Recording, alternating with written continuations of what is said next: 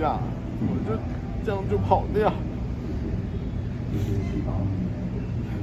有点我觉得还是来不及反应，但是也刚好这几天都在剪那个影片，所以也算是慢慢的跟他道别。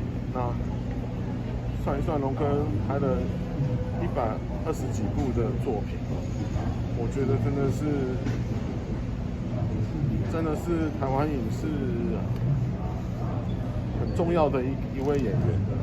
那现在我们就少了一个这样子的演员，真的是非常难过。就是这样。这几天心情上有慢慢恢复。就前面我想大家都很难接受啊，就是真的太突然渐渐就是慢慢也是要接受这件事情。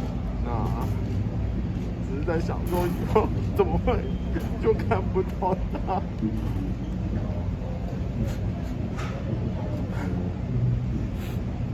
导演能帮我们谈一下，刚刚有看到你们剪的这个影片哦，大概剪的过程当下，甚至是说大概花了多久时间？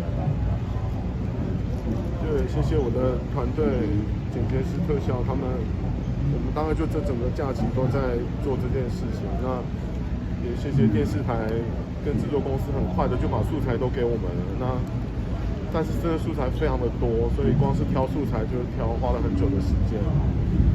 但是剪出来还是觉得还是都不及它的一点点的精彩。它的精彩真的是，